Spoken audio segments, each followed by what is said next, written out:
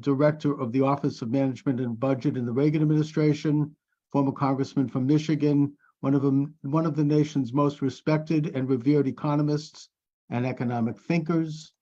Let me just make sure I'm live on. Yep, there we go. Thank you.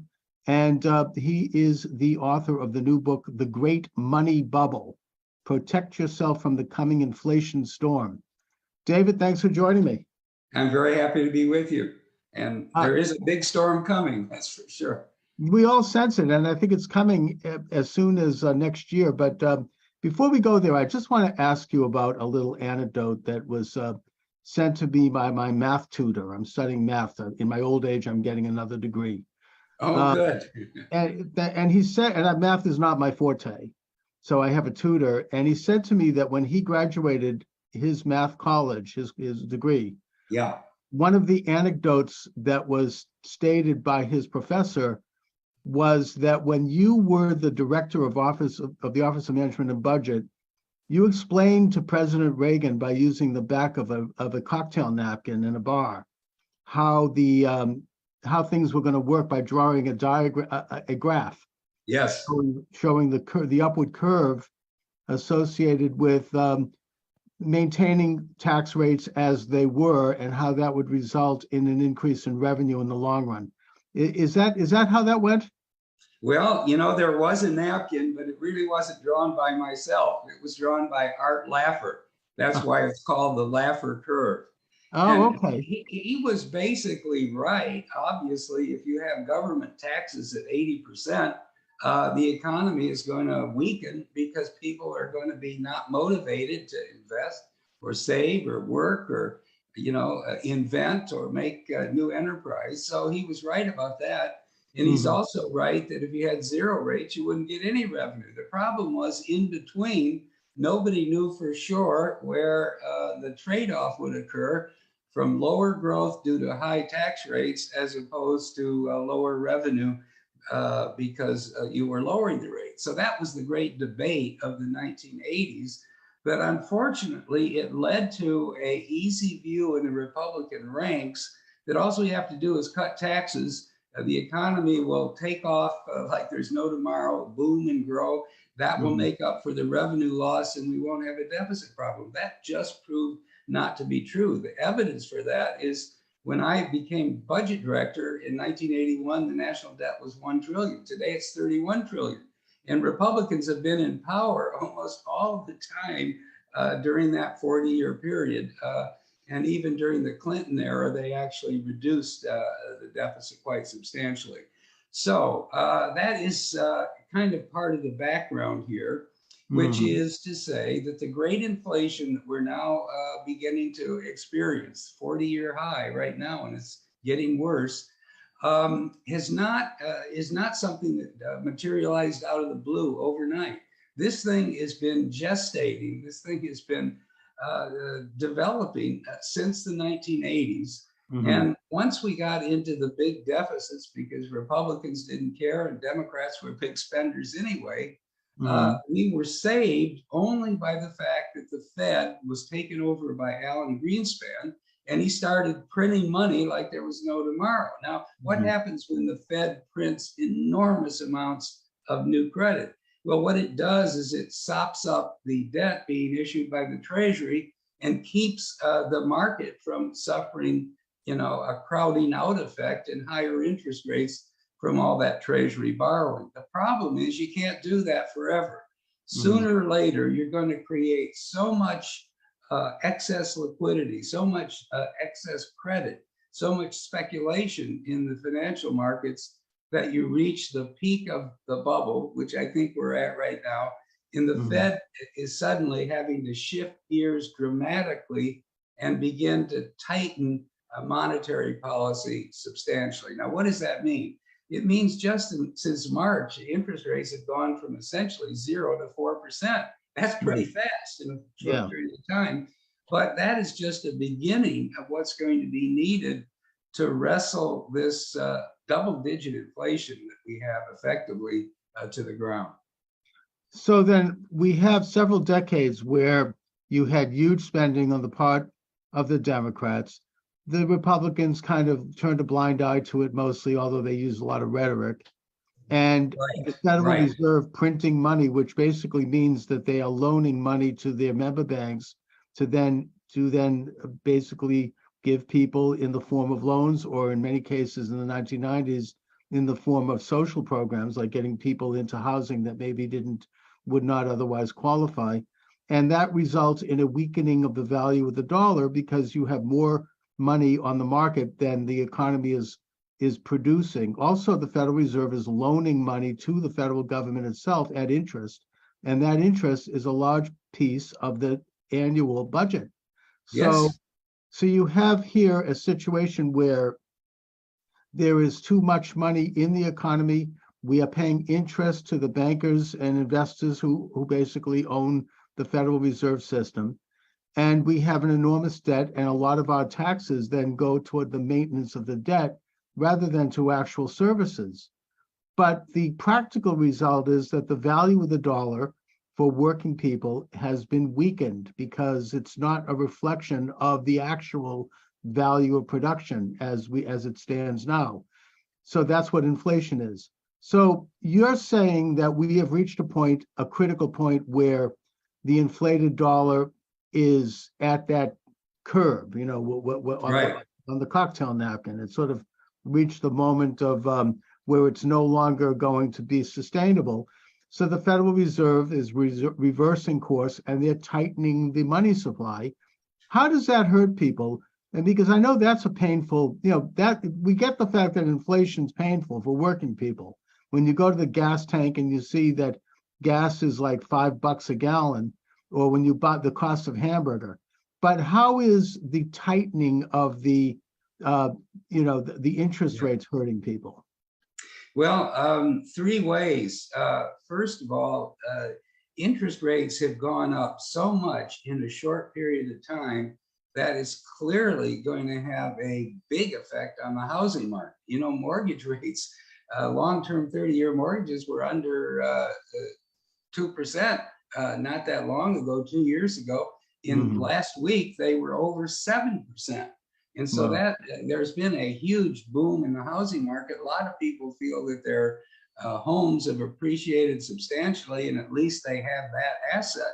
But what we did was we created a second housing bubble this century. We thought we should have learned the lesson in 2007, 2008 when the first Greenspan bubble collapsed. But they were back off to the races again by 2010, 2011.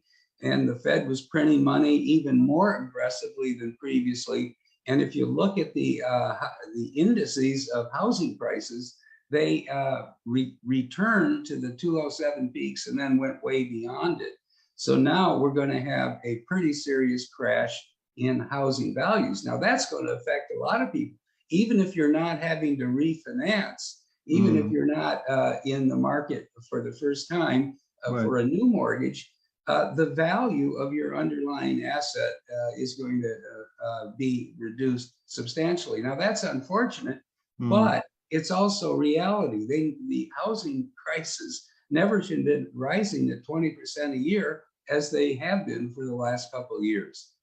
So they were rising because of the easy dollar, because of the lowering of interest, which of course is reflected in the purchase of mortgages. Because when you buy a mortgage, a lot of the money that you spend goes to maintaining the interest. So if you have a lower interest rate, you get a lower payment, so you can afford more, and you can buy what looks like on paper to be a higher valued home. But Yeah. I think Alan Greenspan actually wrote a column, I seem to recall, or it might have been Milton Friedman at the University of Chicago, who said that the depression was caused mainly by, among very complex questions, the Federal Reserve overnight raising the interest rate to such an extent as a misguided reaction to such speculation on the market, that it basically it was like a gigantic Mack truck throwing a brake on in a tunnel. I mean, it created like a massive car crash, and that shocked the market to the point where it didn't recover so easily. Isn't that what's going on now?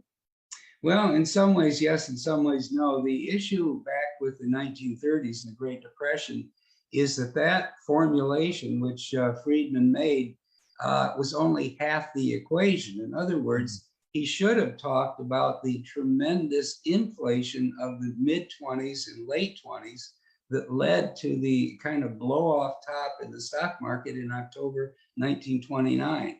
In other words, there was so much appreciation, so much speculation in the financial system, including a lot of debt, even for that era, that by the time you reached the peak in 1929, there was nowhere to go except down. And so the Fed, he has argued the Fed should have rescued the economy by printing money. I don't think that would have worked, because that's what Bernanke tried to do in 2008 and 2009, and they say he rescued the economy. But look where we are today. We've had very weak economic growth for the last 10 years, the weakest recovery in modern history. We've had a huge inflation of financial assets, which are now beginning to unwind or beginning to be punctured. And we have an economy that is not serving the interest of the average wage earner, the average saver, the average retiree, all of whom have been hurt badly by this money printing policy we've had for the last couple of decades. Now, the Fed, it doesn't want to do this. They're doing it, kicking and screaming and dragging their feet. But they have said over and over, 2% inflation is our limit, our cap, our target. And if inflation is 8%, in fact, the wholesale inflation last month was 11% year over year, then they're going to throw on the brakes until they can begin to see inflation come back towards 2%. But it's deeply embedded. There's an enormous amount of inflationary momentum, sort of cost push, wage price inflation being built up into the economy. After all, workers do want wage increases because they're behind the curve. For 19 straight months, the inflation rate has exceeded the average gain in wages. And so the average worker is getting further and further and further behind. And so they're going to demand wage increases. But when you have wage increases above what we're getting now, which is about 6%, if they went to 8 or 9%, that's going to be passed through in prices if you're running a restaurant or a gym or something, movie theater even. And so therefore it becomes a spiral. And that's the danger that we're in today. It finally got out of control. The Fed is basically panicking. So when you have the all-powerful Federal Reserve panicking because they see that the inflation is out of control and it's becoming embedded as a spiral, then we're in fairly decent trouble, and we're headed for, I would say, a period of reckoning, which is drastically different than the big party that we've been having for the last decade or two. Right, and I want to talk a little bit about what average people can do to protect themselves. Your book addresses that very well, the great money bubble. I think that in response to the depression and the complete collapse of the value, not complete, but virtual collapse of the value of the dollar, the FDR administration and Congress put in some very important and positive guidelines and regulations and ethics rules with regard to how banks and how financial institutions are to conduct themselves and how to separate out some of the investment houses from banks and other things like that. A lot of that was done away with in the 90s during the Clinton administration by Rubin and Summers and some of the libertarian-oriented economic thinkers. I think that Trump tried to bring that back by reducing and getting rid of some of the loopholes that allowed various practices by some of the big hedge funds and things like that. But now with Biden, it's going back to the more libertarian approach. It's basically going back to giving these benefits to the big money combines, which is basically leading to abuse. How much do you have any recommendations with regard to the role of government in terms of regulating financial instruments in such a way that investors are protected and that the economy is protected?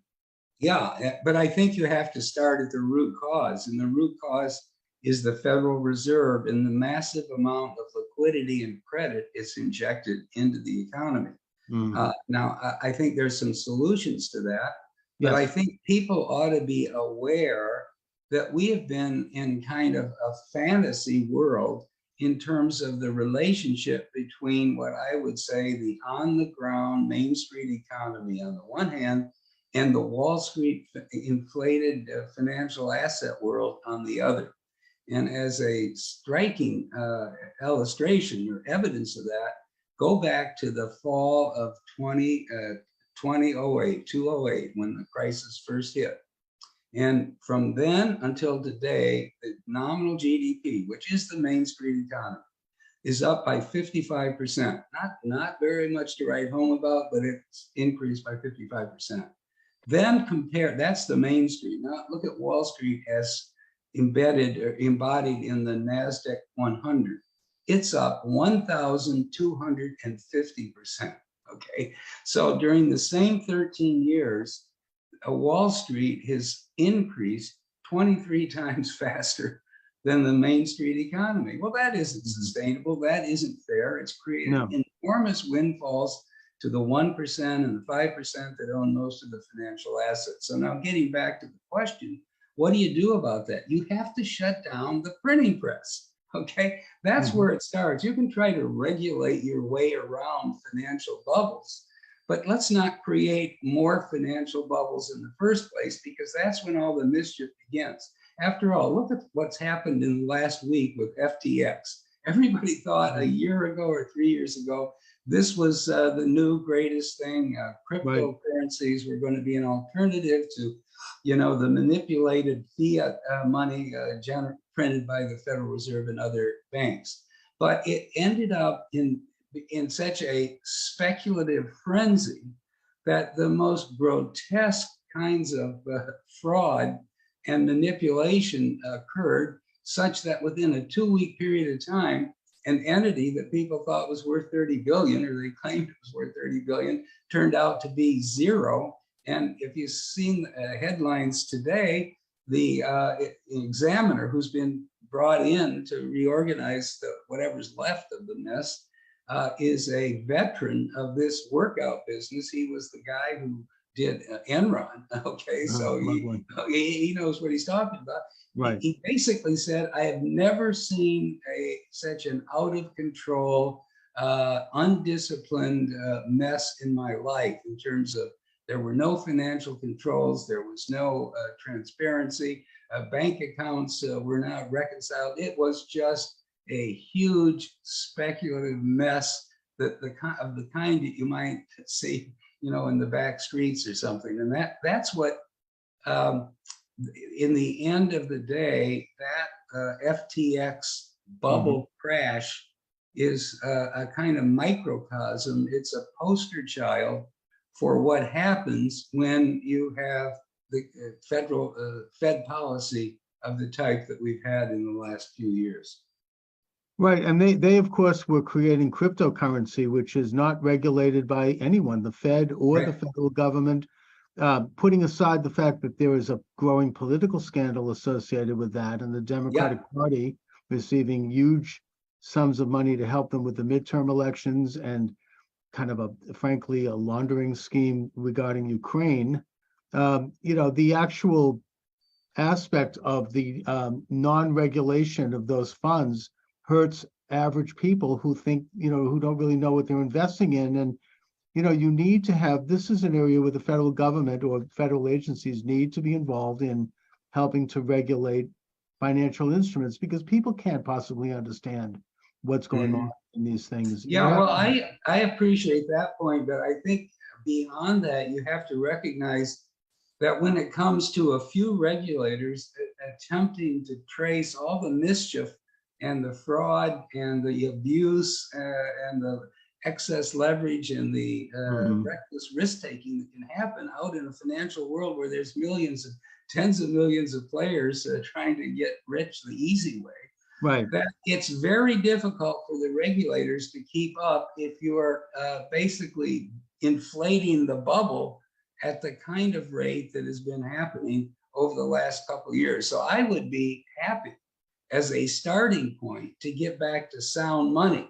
And if we got back to sound money and a Federal Reserve that was not trying to prop up the stock market and inject massive amounts of liquidity to make it easy for speculators. Of course, they don't admit that's what they're doing, but that's really what they're doing. If we at least stop that aspect, then the natural prudence of people would come back, and at least there would be competition. In other words, things get out of control when it's a one-way street, when nobody's short, when nobody's selling, when the skeptics have been carried off the field because they have been wrong time after time. You have to get back to two-way markets. You have to get back to a situation where a short seller will sniff around and do some homework and do some digging and find out FTX is a fraud. And you could have figured that out because it's transparent. Cryptos and the blockchain is transparent. You could have found all those transactions. Yeah, plus a lot of people are on the take, putting that aside. Well, yeah, but now it's all coming out. There's all kinds of researchers and investigators putting out tons of information to show what was happening there all along. But as long as everything was inflating and going up, no one listened to them. And now there's a lot of very hurt people. I mean, there's billions and billions of deposits. This could be the biggest scandal since Madoff and since Enron and all of the rest. It's huge and growing. You say that you want to see the Federal Reserve stop the printing presses. You want to see them stop the printing of easy money. Are you suggesting, or doesn't this get into a more fundamental question about the system we have? The Constitution, Article 1, Section 8 says that Congress shall regulate the value of the dollar. They regulate the coin and the value thereof, not the Federal Reserve, which is a private, semi-public consortium of banks and investors. Right. But yet we need a Federal Reserve, in that I think we need to have a separate money authority that's not going to fall under the complete control of the government either, which might decide they'll turn on the printing press. They'll set up a printing press in the Capitol building. I mean, it's not right. Yeah. So it's a complicated question. Is there a way that the Federal Reserve can be somehow reined in, brought a little bit more under the direct control of Congress, our elected representatives, while at the same time maintaining a certain wall of separation so that Congress can't simply go in and start dipping their hand in the cookie jar? Yeah, great question. And in fact, there is a clean, clear answer. And that, ironically, is go back to the concept that the author of the Federal Reserve Act, Carter Glass, he was chairman of the Banking Committee in the House during 1913 when they passed the legislation. He shepherded it through. And he was very anti-Wall Street, and his whole theme was it was to be a banker's bank, decentralized in 12 regional authorities that would operate a discount window that bankers would come to with good collateral and pay a penalty rate of interest if they wanted to borrow money in order to fund their loan books, to fund their operations. Now, the key thing about the banker's bank is that it had no macroeconomic role. It had no macroeconomic remit. It wasn't supposed to target interest rates or GDP growth or unemployment or housing starts or anything else. It was a passive authority available to provide liquidity to the banking system as driven by Main Street commerce, Main Street banks, Main Street businesses, manufacturers, and so forth. And if you did that and not had what we have today, which is basically monetary central planning by 12 people who sit on the open market committee, you would have a much more workable system. It would be self-correcting, because if there was too much demand for credit at any given time, interest rates would rise substantially because the Fed wouldn't be in charge of pegging interest rates. When interest rates started to rise substantially, it would be less attractive to borrow money. And so, demand for funds and debt would cool down, abate, Mhm. and the system would constantly regulate itself, and you wouldn't get into these massive bubbles that cannot be resolved except through a crash. And that's where we are today. So the Right. short answer is go back to Carter Glass, who everybody's familiar with him as the author of the Glass-Steagall Act. Glass-Steagall, which That, separated the, yeah, that was right. in the 30s during the Yeah. New Deal. But he, long before that, he had set up the Fed in a good manner that was then abandoned very quickly thereafter when in World War I, Wilson, who was nuts as far as I'm concerned, decided they're going to finance the war by printing money at the Fed.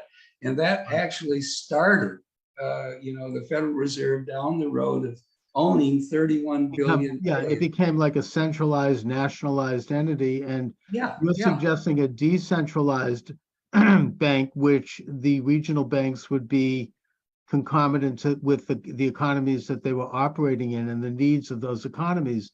Right. Yeah, I mean, it goes back in American history to the Massachusetts, where I am, the Massachusetts Bay Colony setting up a land bank that loaned money at very low interest rates to local farmers and businessmen, and who people qualified for the loan. They took the risk. It was very conservative. And they would take the interest and they would use it to pay for things like lamps in Beacon Hill here in Boston, which are still there. So, I mean, this is like a model that Massachusetts kind of like led the way in terms of the way banking or central banking should work. David, I want to ask you, because we're reaching toward the end of the program, what are your practical recommendations for average people listening, people like myself, people who are, they're not rolling in dough? What can you do with this coming crash that you're talking about and that I think everyone understands is coming down the pike?